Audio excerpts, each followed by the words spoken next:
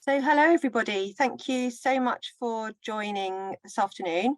We've been really looking forward to this webinar. Let me introduce myself. I'm Clare Cox, the Sustainability and Climate Lead and Qualifications Product Manager at the learning company Pearson, and I'll be chairing this webinar today. We're excited to welcome you to this first event in our Pearson School Report event series, where today we'll be exploring how we can achieve sustainable schools. Early on in the year, we surveyed almost 7,000 teachers and leaders for their views on education, and it was inspiring to see the desire among the profession to make a difference to the planet through education. 2/3 of schools plan to be more sustainable and eco-friendly by 2024, and many of you want to teach students about climate change and embed climate education. We want to look at how and what impactful and manageable climate action looks like in school. So we've brought together this amazing panel of experts today to speak and share what their experience is and their knowledge and support you on your journey to make a difference. So I'm going to just start very quickly to introduce everybody. First we have Liv and Phoebe. I'm from teacher and I'm currently doing my GCSEs at the moment, so climate education is something that's really important to me. Hi, I'm Phoebe. I'm from Teach the Future, which is a campaign for climate education. I can't hear Liv very much. Can anybody else not hear? You are very quiet, yeah. Either way, hello, I'm Phoebe. I'm an activist that works at the intersection of climate change and youth empowerment, and I also volunteer for Teach the Future, which is amazing and an amazing youth-led initiative in this space. Thanks, Phoebe and Liv. Look forward to hearing from you a bit later on. Alex Green we have next. Hi there, I'm here from Ashton, the Climate Solutions charity, and I run the Let's Go Zero campaign for schools across the UK. Thanks, Alex. Then we have Ross, Hutchinson and Aisling Creevey.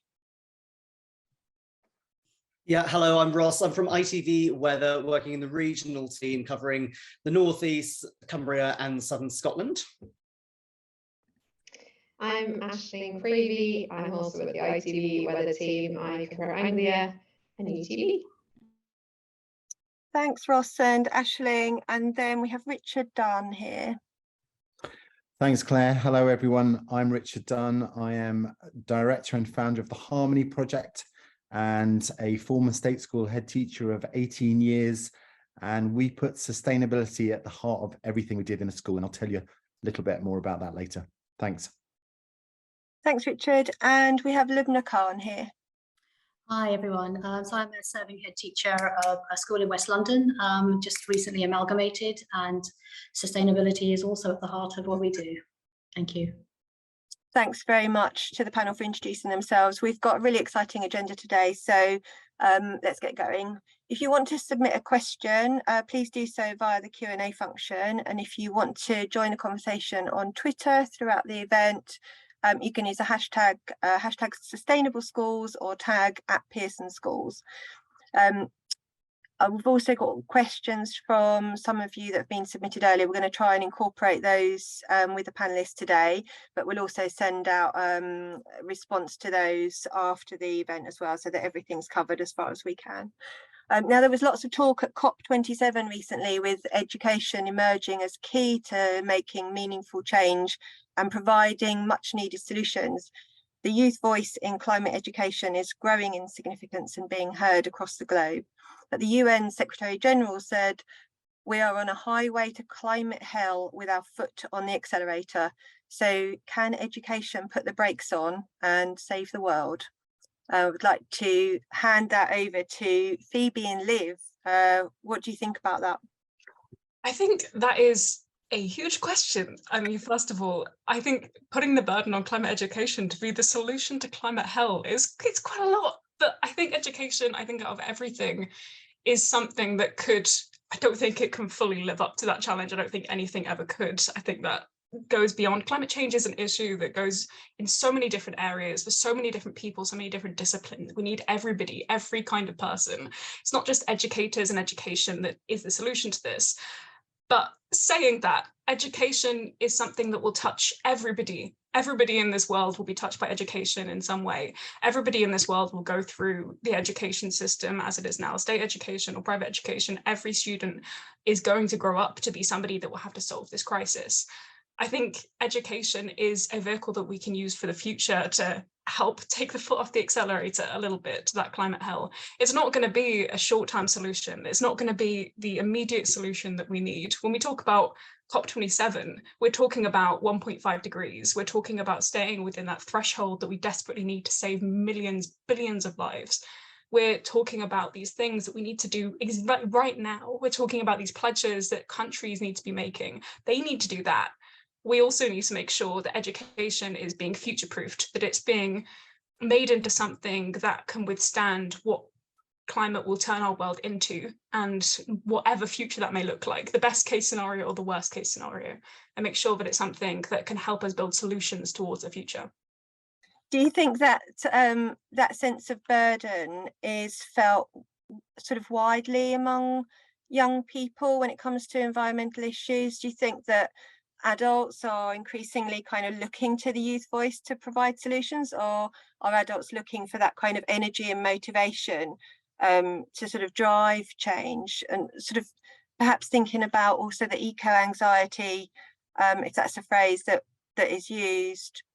Is that something that you're seeing amongst your peers and in your networks? Yeah, I mean, I like speak at a lot of protests. Like recently, I was at COP27 protests in Nottingham, and I was one of the speakers.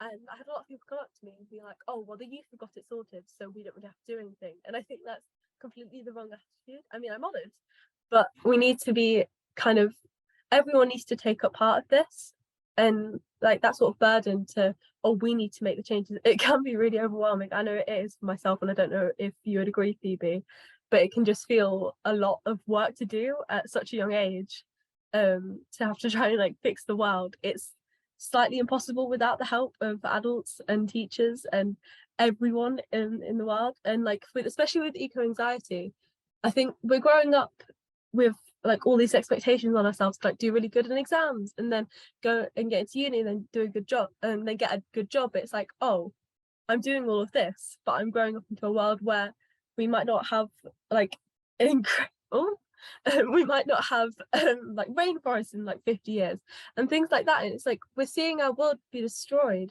but we're still trying to focus on getting into university, which feels like a really small thing compared to like the things that the rest of the world are like going through. I'm aware when we talk about young people and climate change, we talk about the immensity of the problem and the eco-anxiety that we're presenting so many problems. And I do work with children for a lot of my time right now. And it feels so, it feels like there's a big immovable problem we can't solve, climate change itself, but then also how do you teach a generation, how do you teach climate change in a way that doesn't put the pressure onto students to be the solution and to be the youth of the future? How do you draw a line between empowering students and not putting the pressure onto their shoulders? When we talk about eco-anxiety, a lot of the time, to be honest, that comes from the way that climate change is taught. It's taught in a way that's crisis. It's taught in a way that is this huge issue that we can never hope to solve. It's taught about something that me as a 21-year-old could never hope to ever help to be a part of the solution for. It seems so far off. And I think when it comes to actual solutions, what we can do in the classroom, I think a really good way that we can work towards teaching young people to be a part of the solution, but in a holistic way, in a non-pressurized way, is to make sure that things like the natural history GCSE that were announced with the Department for Education's climate sustainability strategy, that connection to nature, not just at GCSE level, but in early years or in primary education, making sure that that connection to nature is something that is woven like a golden thread throughout, alongside climate change.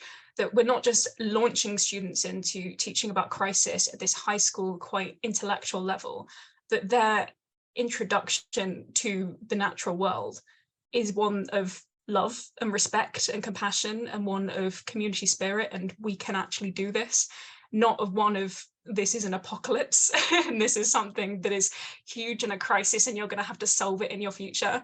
I think if we approach it in a way that is centered around people and centered around what they can do, and every problem is paired with a solution. The rainforests are going to die, everything is awful, is paired with you can do this, not only in your future, but right now this is something that you can do. That's a really great actionable step that you can take to make sure that young people don't feel as overwhelmed as Liv and I have in our education. Both you and Phoebe have spoken about this, the problems of kind of being in the moment and having to be quite active, but also getting on and focus with your studies, but towards what these multiple truths that are existing sound like a real burden to navigate. But I really like what you're saying about every problem should come with a solution. Yeah, I think that is the best way forward, having every problem to come alongside a solution. Every mention of climate change as a crisis could also be paired with something that brings positivity and brings a sense of like we can actually be a part of this solution, not in a way that's pressurized as a literal child being told that you are the one that has to save the world, but in a way that's like friendly and nice and something that's a joy to be a part of. Thank you, and really nice to hear your thoughts about nature and connecting to a sense of place, perhaps to have more of an investment in that sort of area, local to you as well. Thanks so much, Phoebe and Liv from Teach the Future, for your fantastic viewpoints, really heartfelt and really interesting to listen to. Could have a whole session with you, but we're going to move on now to hear from Alex Green. Alex, let's look at the big picture here. What do schools need to be aware of when it comes to sustainability and climate action today? And then perhaps you could tell us how Let's Go Zero supports schools to reduce the carbon impact as well. Well, thank you very much, and really great to be here, and wonderful to hear from Liv there and Phoebe as well, and really great words of wisdom there.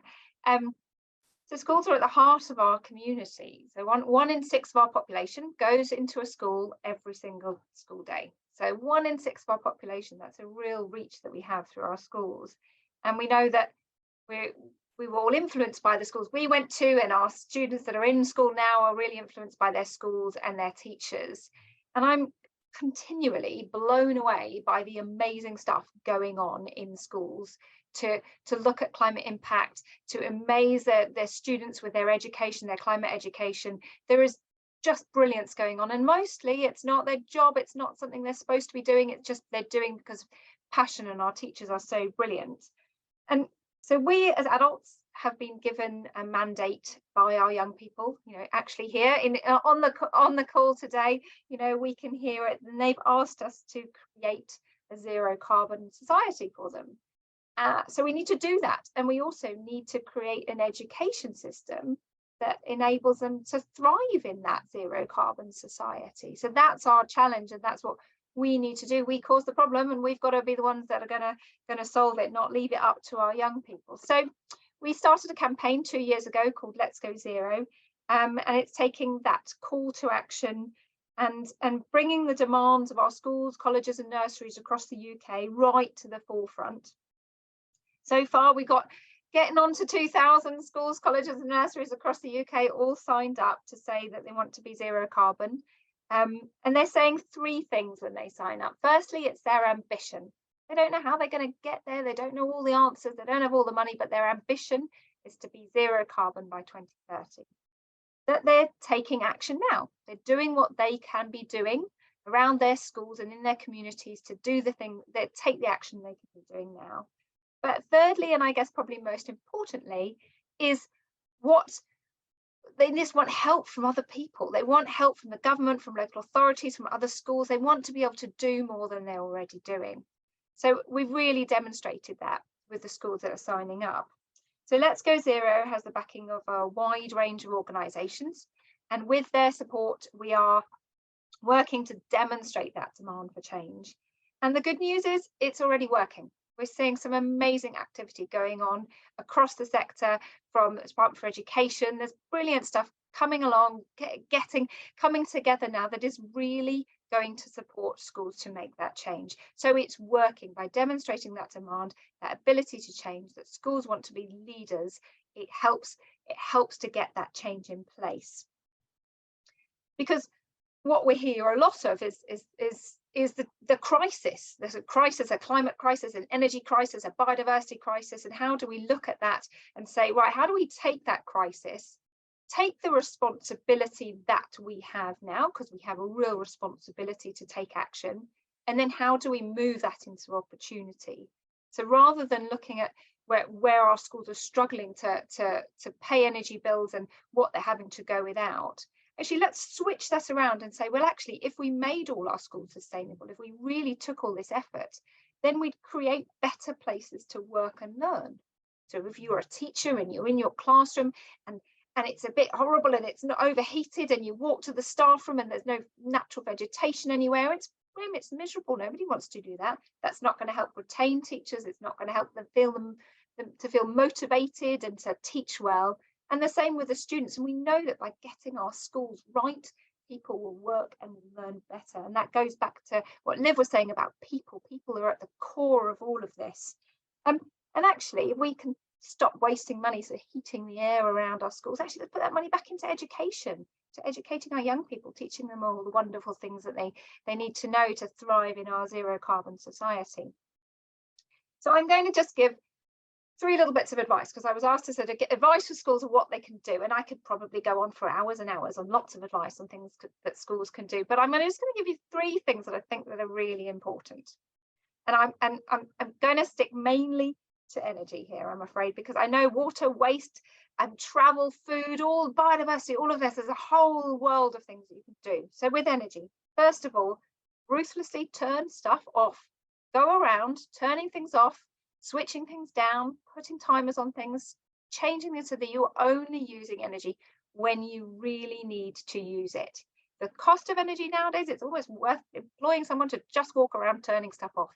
So actually really just engage in just using what you need and the minimum of what you need. The second thing is heating. 19 degrees is the best classroom temperature. So less if it's a corridor or a school hall or the school bathrooms. 19 degrees is the temperature, the perfect temperature for teaching and learning in. So go around, check your thermostats, check your heating controls, and make sure you're only heating the school to 19, and when everyone is in there, not from the first person to get there and the last person to leave. And the third thing is ask for help. There is so much help out there. There's loads online, there's loads of organisations that will help, there's support everywhere. Find out, Google things, look at all the resources, join all the pilot schemes, access all the resources, ask for help because it's out there. Don't try and reinvent the wheel. So that's all from me. I'm going to pass back to Claire now. But yeah, just if your school's not a Let's Go Zero school, get them signed up.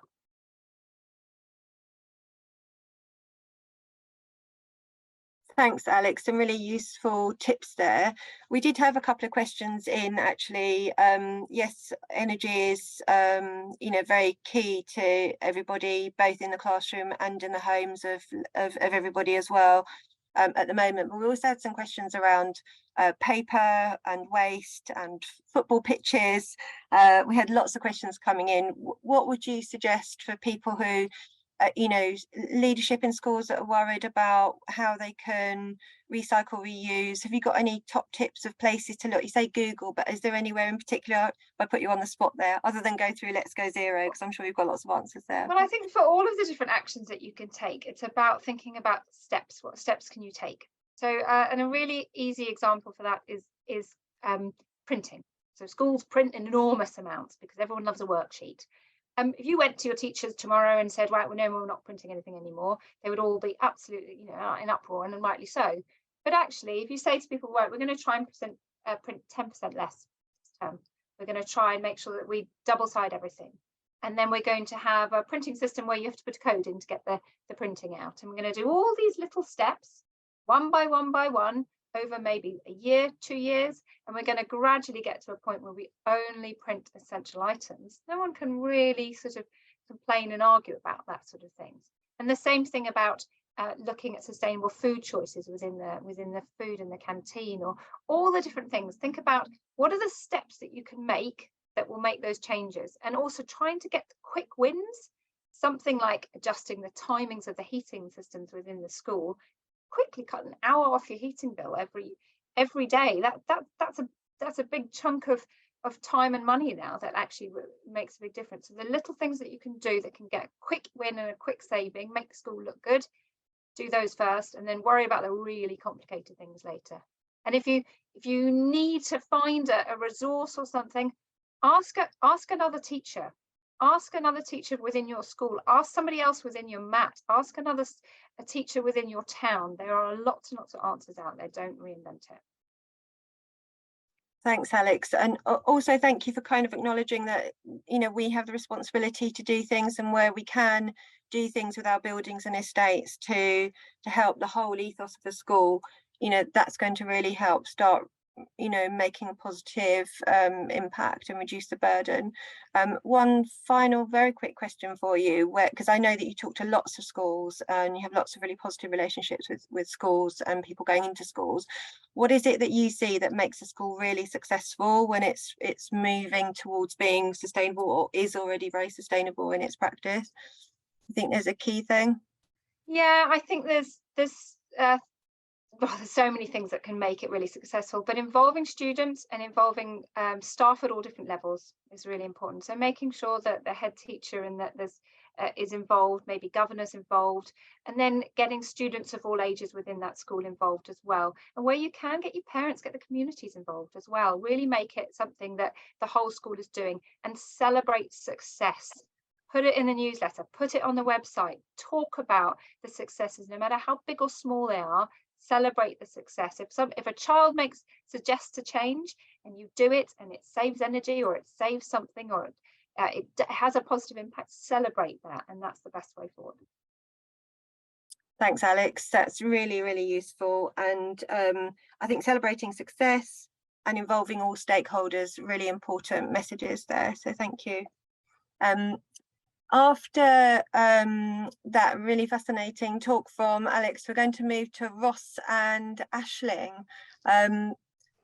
Where to start? Ross and Aisling, ITV weather presenters, and the power of climate communication and understanding your local context. Teachers and leaders have got great ideas they want to roll out and embed across their school. People often overlook the importance of climate communication. How could you perhaps give some tips or talk about how to engage your school community and get support and buy-in from colleagues, learners and parents? As Alex has just said, it's so important to get that support from all the stakeholders. And any tips you could give there from your experience of communicating, getting the message over? Yeah, so first of all, I'm just going to start. Is my sound okay? Because I've come back out and come back in. Excellent. So it's been so interesting actually listening to you all so far. Just very briefly about my background. I have a meteorology background, and I've spent a lot of years reading climate papers, and it's more recently in my career that I've gone into weather presenting, which is where I met the lovely Ross, and together we've come together to make a team to try and do something about the climate. And actually the one thing that I'm hearing from everyone is the one thing that me and Ross are always talking about. I think the best way to reward or rejoice good things in climate is actually to show it. And we started our little journey on something called Climate Explorers for ITV. We are very much represented in reporting on environmental issues, but we're not very represented in reporting on a place to come for climate education. And the one thing we do know is that there is a power in local news. We were just at a conference yesterday with the Royal Meteorological Society. They've come from COP. Their message to us was, please shine a light on positive climate stories. When we were making our little Climate Explorers video, which is a place that you can go and learn about the climate and answer questions like 1.5 degrees, isn't that bad? You know, is it really that bad? It was all about also addressing climate anxiety as well. We're very aware of how that's quite a touchy issue. And actually in media, if you put the word climate into something that you're going to swipe on, the chances are somebody will not touch it or will not actually go into it. So there's a lot of what you have said before that actually echoes to us in media about trying to get the communication of it across. From a personal point of view, we both work in half-hourly news programs. We have a very busy day, and sometimes by the end of our program, the last thing anyone wants to hear after a very heavy news program where you may be talking about all sorts of things that are sad is, oh, by the way, you know, it's 40 degrees everywhere. This is a horrible, shocking, you know, heat wave. So it's very difficult to deliver that message in a way that you're not trying to, first of all, scaremonger. Second of all, try to make it overly emotional as well, just sort of to try and deliver the information. But I would say the one big thing about highlighting or rewarding good actions like that is actually by highlighting it, which is what myself and Ross are endeavouring to do in local news going forward. Ross, I'll just let you take over. Yeah, so, hi, I'm Ross. I was not a meteorologist before getting into weather. I was a journalist, and I particularly specialised at that point in environmental and nature, the fun things, the things that I enjoyed as a kid, basically, was my focus as a journalist. And that's what led me into weather with the climate link to it. So we both come from different areas, but both have the same concerns and landed at the same place. As Ash just said, we've got this platform on regional news where we get to stand in front of people and educate them. Does that ring true to anyone else here? Because actually there's that real comparison between what we do and what you guys are doing, which is we have this captive audience that are looking at us and saying, tell us what's happening, tell us the truth. Interesting studies have shown that actually regional journalists, and we'll cling to that, and teachers are some of the most trusted sources. People don't see us as having an ulterior motive, we're their friends. And so we have to be really, really careful what we do with that, because it's precious and we don't want to waste it. And so actually I've been doing weather now for 10 years. And I'd say even over that 10 years, the conversation has changed, and what we now see as appropriate as putting across. There used to be, you try and talk about climate change and someone from up talking about, oh, you need to balance that with this person who says it's rubbish. You know, that's not the science. And we've skewed away from that now. And that's fantastic, because it does mean that we can provide these resources that are scientifically based, that are factual, and we can present them in that friendly way to educate. And what we're trying to do now with these resources is actually get them into schools now and work with you to become that real source of information and to try and help. Basically, we really, really want to help. Yeah, we do. And so much admiration for all of you teachers out there. I have 2 young boys, they just started school this year. You guys are amazing, but I also really know that they believe everything that you say. They trust you implicitly in everything that you say. So we know that we are communicators, and we have this amazing platform that we've slowly been chipping away at to create some place that we can come and also direct our viewers to, because we get an awful lot of negativity as well. And obviously, feedback, negative feedback. And it's always somebody who's shouting the loudest that gets heard. That might say climate change isn't real. The climate was you can't say this isn't true. Look at it was warm, the world was this warm before. We have all of that, which is actually another reason why we made that platform, to say, there you go. And if you do actually go and have a look at our climate explorers, we've answered everything in about 90 seconds for each of them, but we have also framed it with children asking the question. And part of that reason is, I think it's a little bit de-arming, but it's also speaks to us as well, where we know as communicators, we have a lot to do, and we would love to work with educators, get all of your help on it to make something a little bit more special. And what we can highlight locally is any good things that you are doing, any positive things that you are doing. We have some resources here. In the last year or so, we started a small little, I guess, almost a case study of ITV Seeds, giving out seed packets to go with our climate explainers. Ross, you might want to talk a little bit about your ITV bees, and also talking a little bit about air pollution. We've put little explainers together for that. So we're trying to, we know that people who are in school, like what you teachers say is everything. And we know that if someone watches the telly or comes across us in media, we want them to make sure that they know that, or their parents know, that we're like a source that can be trusted, to go to for information. And so going forward, we would love to do more in schools. And one thing that we do know from the pandemic, some sort of the studies and the psychology studies that myself and Ross have heard about, is that people really trust local news. And that kind of comes down to the idea of your teacher. You trust what you see, and you trust what you're in contact with every day. It's harder to trust something that's a little bit further away. So in a way, we're on our own journey, because we've gone from both having a career of saying, you can't just say this is climate change, you can't put any one event down to climate change. You must balance the other side of the story, and media must always show two sides of the story. But that isn't the case anymore. We all know climate change is happening now. We've been screaming saying there's climate change happening. So we know that's an accepted idea now. So our next step is, right, how can we contribute more as media? And in your local area, how can we contribute more to help going forward, to help find solutions, maybe to just help highlight solutions in a school or some of the interesting things that everyone's doing, but also to deal with like climate anxiety and worry. One of my boys' little expression is, that'll hurt the earth. You know, it's such a real thing. So it is a fine little balancing act to do, and something that we would love as communicators to learn more from, you know, your educators, to like bring the two of us together. Yeah, I think that more into school.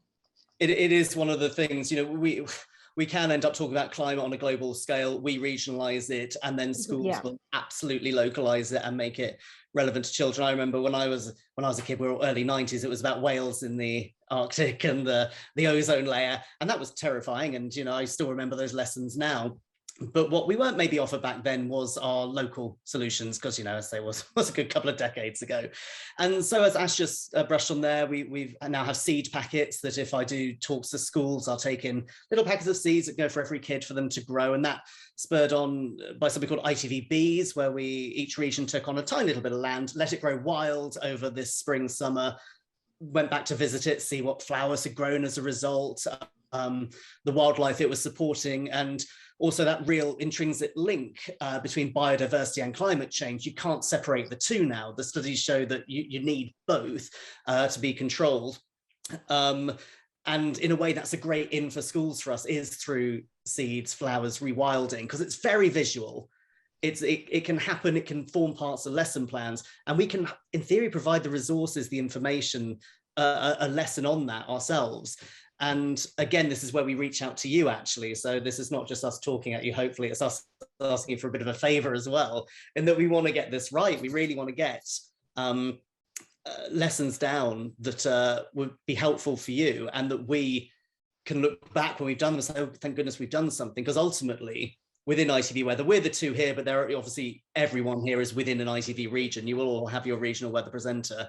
We all are very aware of the luxury of the platform we have, and also very aware of not looking back at the end of it and saying, oh, I wish we'd done more.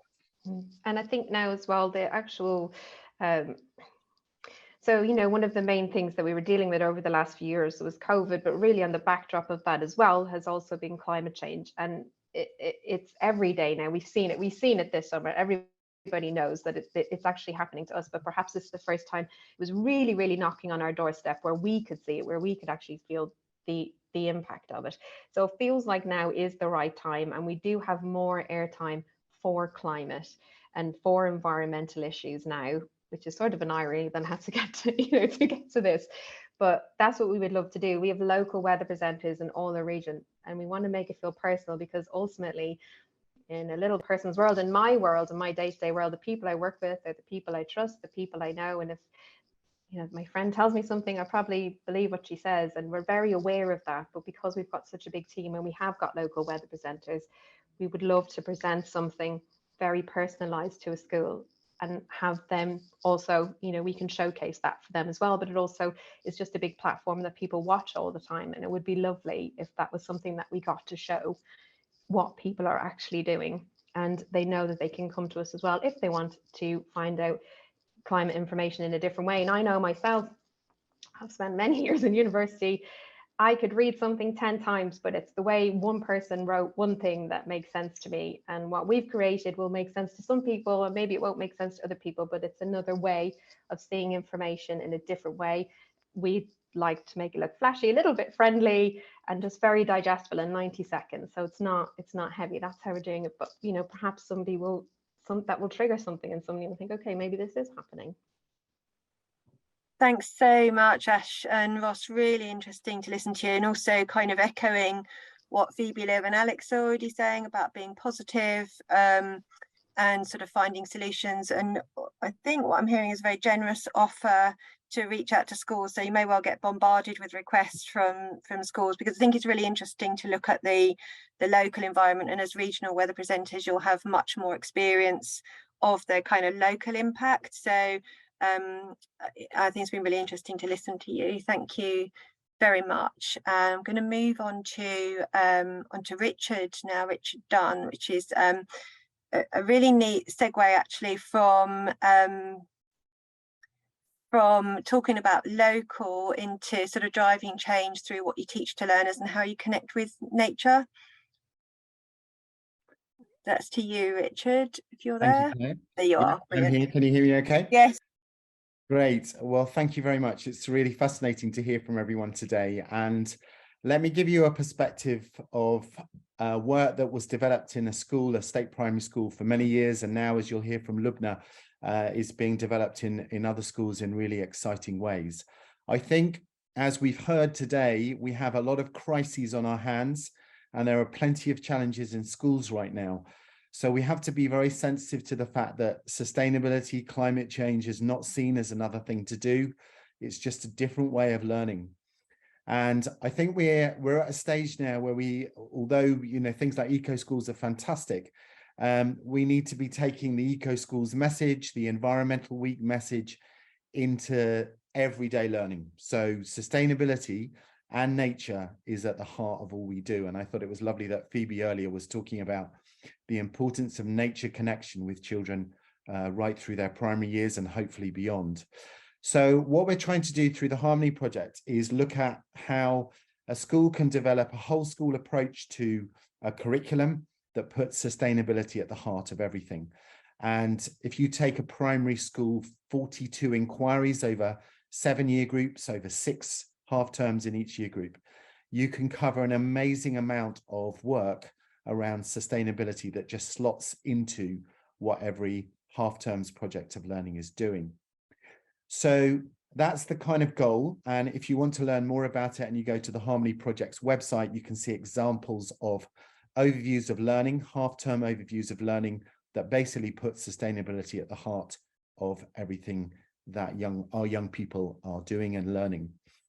So let me give you some specific examples. I think it was really lovely hearing from Alex earlier about Let's Go Zero. Actually, when I was a head teacher, the first thing we did was to look at energy and make it a whole school initiative, set targets, get our children to manage our energy systems using a brilliant system called EcoDriver.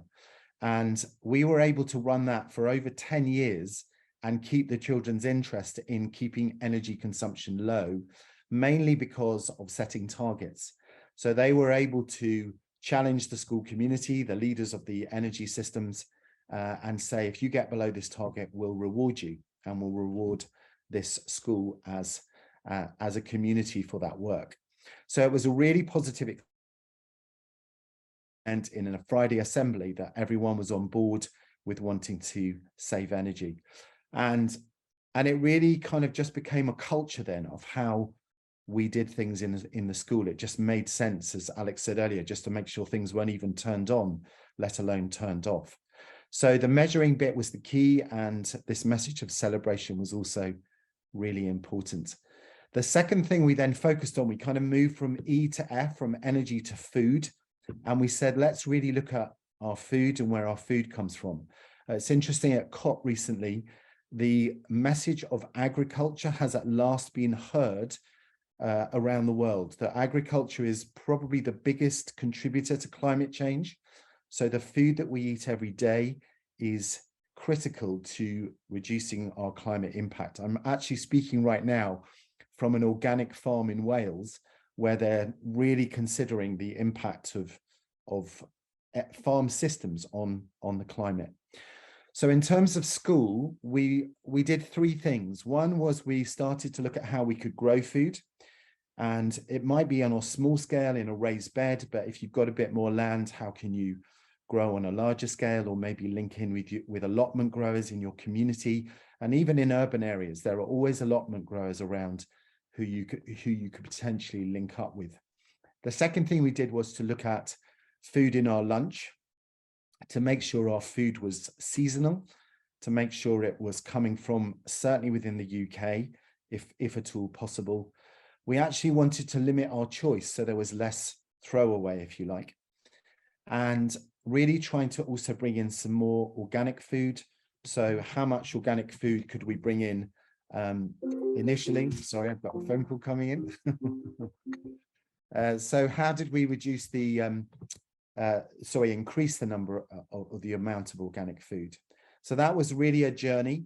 We started off saying, let's do 10% organic, then it was 20%. We actually got to 90% organic in a state primary school just by being really creative with our menu. It wasn't about adding more cost, it was about doing things differently. And I think from there, we then said, well, hang on a minute, we need to put sustainability into every project of learning across every half term. So that then became the work that you'll now see through the Harmony Project website. And what we're really interested in is, I suppose, kind of key questions that start the process of the learning, what we call inquiry questions. Then we link that to what's called a principle of harmony, so a principle of nature. So it could be something like diversity or biodiversity. It could be learning that nature works in cycles. So how can we be cyclical and create no waste? It could be a project around health and health of us, health of our soil, health of our air, and so on. So lots of different projects that draw out the principles through a project. And then ultimately, what's the action? What are we going to do in every project, and how are we going to celebrate that work? And of course, those projects can be shared with other year groups, with parents, in the community. So it starts to generate this really lovely sense of community and action together. And we were always looking at, and the message of Harmony now is to say, who are the partners in learning? Who are the people maybe on this call? Who are the people in your community who can help you with that work? So we call that outcome a great work, some kind of celebration of sustainability in action. And then children, in this message we've heard already today of leadership, children feel really inspired to see themselves as leaders. And I think this question of eco-anxiety, which is so prevalent right now, can be so well addressed when our children see that they are the leaders of the change. They're given opportunities to undertake projects and bring them to life. And year on year, half term by half term, if they do that right the way through their primary years and hopefully on into secondary. Phoebe and I were talking today about a more project-based approach to learning in secondary. Then they just keep going on that journey. And by the time they're young adults, they just see themselves as the leaders of that change. So I think that message of leadership, obviously head teachers and senior leaders, teachers, and then right out into the community of the school, whether it's your kitchen or your premises manager, how can they become part of that journey together? So community, I suppose, is at the heart of all this work. Thanks, Richard. There, Claire. Thank you. But almost the time. There's a little bit of time left though, and I've got a question for you. You said about being creative with your menus, but without increasing the cost. Have you got a takeaway tip for how you might be creative with and keeping the cost down? Well, I think there are a number of things. I mean, the third element of the food projects was always to measure waste. So actually at the end of every lunchtime to have children measuring literally with the bucket on the scales, how much are we throwing away? Because actually schools throw away a lot of waste. So that's the starting point, because often when you analyze what's in the bucket, you can see that children, young people are not liking certain ingredients. Maybe they're given too much. So what is it there that needs analyzing to change it? Another thing we did was to do starters instead of desserts, partly because it's healthier, but partly because you can make starters without the same amount of cost. You can do it more cheaply, basically. And I think I mentioned earlier the idea of choice, just to limit the choice a bit more, so that, in the middle of winter, do we need a salad bar when most of that salad is coming from the other side of the world, or certainly from somewhere like Spain? Or do we go more for seasonal food and maybe seasonal soups, that kind of thing? So yeah, so I think there are lots of things you can do, and it's just that, as you say, that creativity that enables it to happen. Brilliant, thanks, Richard. I really like the idea of looking at the waste that's collected from lunch times. I suppose you could do that with kind of sandwich boxes as well, couldn't you? It's a really good thought-provoking point to take away. Thank you. And just one final point on that, Claire. what we ended up doing was to have a year group responsible for a different area. So year 6 managed energy, year 5 water, year 4 food waste, year 3 recycling, and so on. And even the youngest ones were managing their local area, you know, outside their classroom. So yeah, the message of that is really powerful, and they just see themselves as being the change. Yeah, I really I think that's so useful to hear, and actually into secondary schools as well, that could be done sort of looking, you know, with more analysis of data and maths, bringing that into the curricula as well, couldn't it? Yeah, and it does need that holistic thinking that all these different subject areas can feed into projects, and then it just makes sense. It's coherent, and young people generally love learning like that. Thanks, Richard. You made a lot of sense. Thank you very much for sharing that with us. Thank you. So now we're on to Lubna Khan, head teacher for Macton Gardens Primary School. Lubna, you've got a lot of experience. You've got a sustainable school. Could you talk about your experiences, the challenges and the successes that you've had over time? You've been doing this for a long time. Yeah, yes, indeed. And I thank Richard for bringing us into the whole notion of sustainability so clearly. So we took on the curriculum that Richard has alluded to, the Harmony curriculum, some years ago.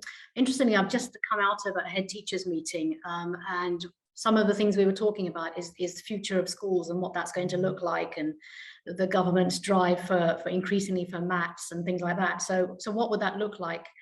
And some of the things we talked about was the schools need to be outward looking as well as inward looking, and that what should the curriculum do for our children? It should be fit for purpose. We're looking at future citizens. We want our learners to be curious, knowledgeable, and confident. And alongside of that, to have opportunities for experiential learning. So whatever they learn, they can relate to it, and they can experience it. So with all of that in mind, our curriculum then is evolved over time. We've connected pretty much all of our subjects now to nature, mathematics, science. All the subjects actually have some relationship to something real, and alongside of those are these inquiry-based questions that Richard talked about. So there's an overarching question that I think children need to think about, and underneath that there's all the information that we impart as teachers. And I think the key thing is that the learning is relevant, and if it's relevant and you have hands-on experience, it will stick. The learning will stick because it means something to you. You've experienced it, not just read it in the book and not just been talked to. Involving the whole community has been really, really important, involving the governors, so having a buy-in from everybody. The thing about education here is that we've been subject to so much change. I mean, if you're just looking at education ministers over the last few months, you know, we've had so many.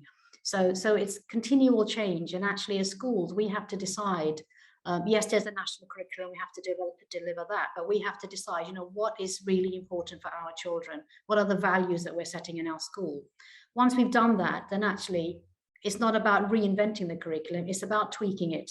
So one of the biggest barriers, I suppose, is telling your staff, right, we're going to do this thing called the Harmony curriculum, right, everybody, you know, let's get on with this. And people are immediately thinking, oh my God, more change, more work. But actually, once people actually understand what it's all about, I found that our staff are now so on board that they're actually driving it. So the seed has been sown, so to speak. And once you have the buy-in of staff, once you start teaching in this manner, children then start to drive the curriculum. And the other thing about sustainability is, without scaremongering, we do need our children to know the things that are going to impact them on the future and how they can manage the change locally. So without scaremongering. So the small steps that everybody's talked about, you know, what do you do in terms of energy and saving energy? So some of the things, much like Richard, we introduced was saving water, recycling clothes, paper, ink, all the things you can possibly recycle, and looking at electricity and saving energy. But also we did a project which the children actually decided to do, was looking at plastic, the use of plastic bottles, collected bottles over about a month. And I kid you not, half the playground was covered in plastic. So that actually then led to a solution. What are we going to do about it? So the children designed their own bottles that were recyclable. And as a result, we've not eliminated plastic bottles altogether, but it certainly had an impact. So small steps. Most of our schools in inner city don't have a lot of green spaces, sadly, but where you can, to enable schools to create little green spaces, be they beds or be they something in the classroom. We were very lucky. We had lots of space which we turned into growing areas. So children have realized that not everything comes in a plastic casing in Tesco's or wherever, that actually you sow a seed, you grow it, you nurture it, you then harvest it, you can cook it, plant it, eat it, and so on. So they're very much involved in that. And again, it's hands-on learning. They've stuck their hands in the mud. They've tasted the strawberries once they've grown. They've seen the variety of tomatoes. So that diversity is on their doorstep now. And these are children that would probably not ever experience these unless we as educators realize the importance of enabling our children to understand, where their food comes from, for example. In terms of experiential learning, schools are increasingly struggling with funding. But I say to you, and I say to schools, if you really want to do something, you will find the money from somewhere. And just to give an example, one of the most recent things we did, we took our children to Thailand, 20 children, found funding for it, took them to Thailand and visited an elephant sanctuary out in the middle of nowhere, where the children saw these elephants. They went and harvested their food, fed them, bathed with them in the River Kwai. This kind of experience, it's life-changing. So they came back wanting to do things for animals. They're just now falling in love with elephants. So I think little things like these, be they local, be they international, we've got to continually look for ways to engage our children, ways to give them purpose, if you like. One other thing, just as a sideline, we know that after COVID has been talked about a lot, of course, and it's had lots of negative effects, but actually the planet started to revive itself almost. And apparently there were dolphins swimming in the waterways of Venice recently. I thought that was fantastic. So in terms of the curriculum, it's evolving. It's very much research based. There's lots of collaboration going on, and staff are really excited that actually the curriculum is not all about exams. It's actually about real things that, really touchy-feely things that children get really, really involved in. We've done lots of partnerships with local schools. We've got lots of international partnerships, and part of the learning from the international partnerships is looking at how schools, for example, in China or Pakistan or South Africa, what do they do in terms of sustainable life? How do they recycle things? Not everybody can go to a superstore and buy stuff. What do they grow? How do they grow? And how do they save food if they haven't got a fridge? These are all things to be thought about. If there isn't electricity readily available, how do they manage their lives on a day-to-day basis?